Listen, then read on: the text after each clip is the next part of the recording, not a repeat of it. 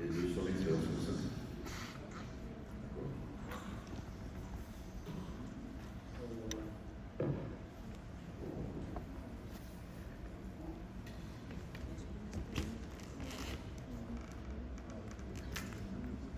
Merci, M.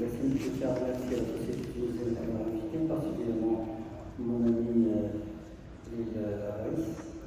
En fait, je vais parler des implants FAC. J'ai démarré la chirurgie des implants FAC en 2010.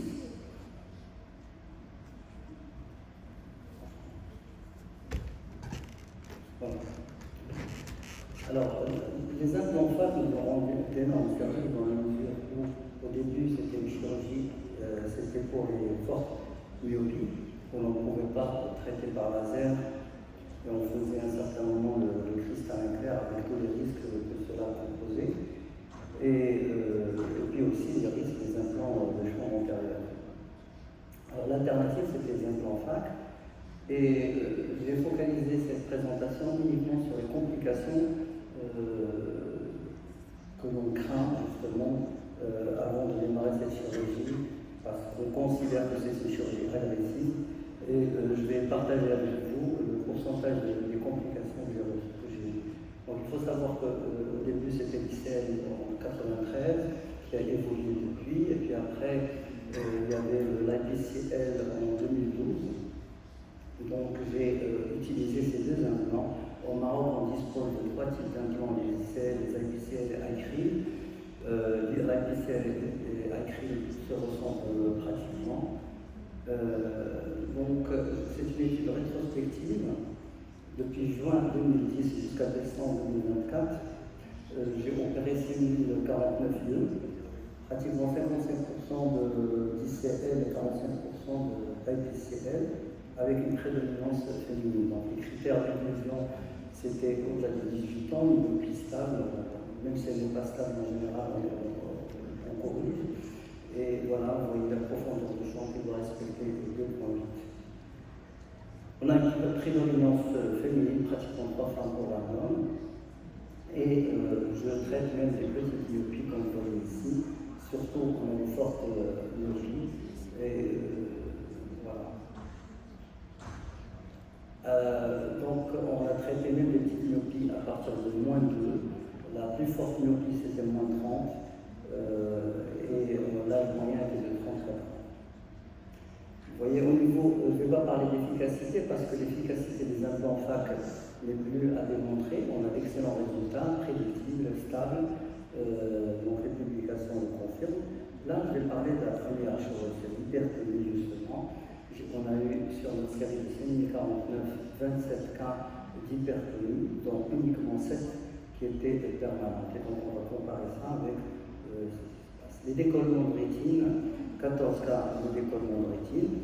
Il y a eu un seul cas qui avait une myopie moyenne de -5 ou -6. Sinon, les autres étaient des myopies axiales avec une longueur axiale moyenne de 30 mm.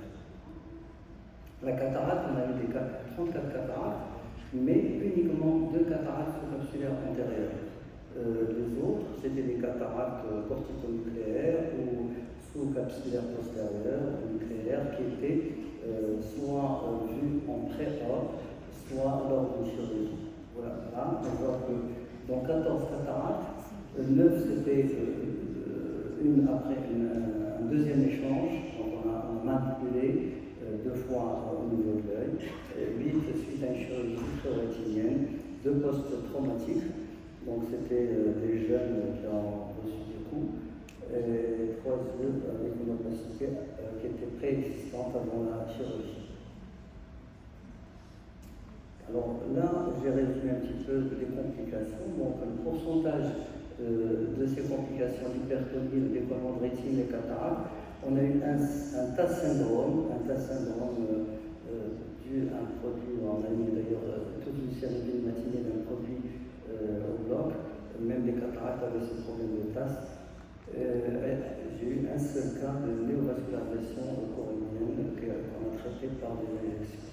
Alors, quand on compare les pourcentages des complications au niveau de l'hypertonie par rapport aux publications, il y a une seule publication de Alonso en Espagne qui montre 1,2%, on a moins que ça, on a 10 fois moins. Les décollements de rétine, on a 0,27%. Les cataractes, 0,73%. Un seul cas de vascularisation et un seul cas de Rez-Zavalli. Au niveau d'efficacité, sécurité, prédictibilité, stabilité, tout ça, on n'a pas eu de problème. Mais il faut savoir qu'on travaille sur une population de myopes forts. Donc déjà au niveau statistiquement, les myopes, donc il y a si pour une population normale, le risque de décollement de rétine c'est 1 cas pour 100 000, il est multiplié par 5 entre moins 1 et moins 5, multiplié par 30 au-delà de moins 15. Et la chirurgie de cristallin clair augmente le risque de décollement de rétine de 8% sur 7 ans, alors que le risque de décollement de rétine sur chirurgie additive ICL ou IPCL augmente le risque de 1%. Vous voyez ici, pour les myopies axiales, le décollement de rétine augmente avec les myopies au-delà de moins 6 et au-delà du nombre axial de 26 mm. Donc, vous voyez que le risque est multiplié par 10 pour les myopes entre moins 4 et moins 10.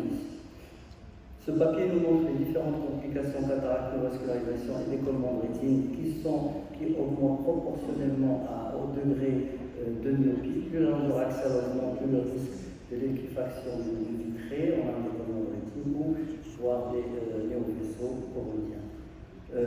Alors, il y a des papiers qui montrent qu'il n'y a pas d'augmentation de risque d'augmentation de cataracte, de décollement de rétine avec l'implantation elle-même, mais le risque est là par rapport à la forte myopie.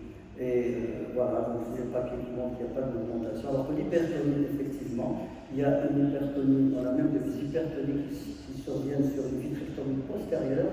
Donc la chirurgie endoculaire peut entraîner des hypertonies, mais il faut savoir que la myopie, plus une dioptrie augmente de myopie, plus le risque augmente de 20% d'une hypertonie.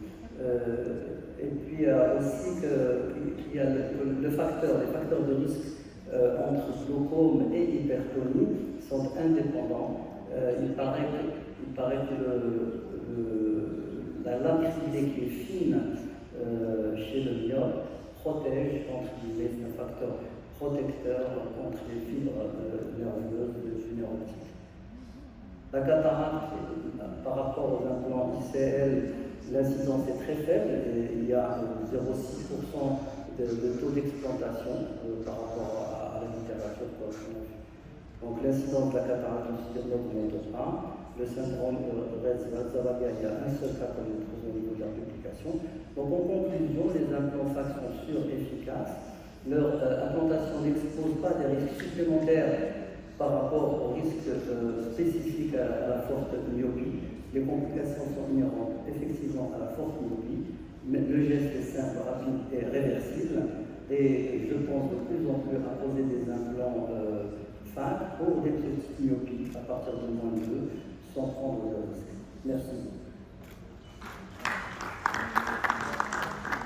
Merci.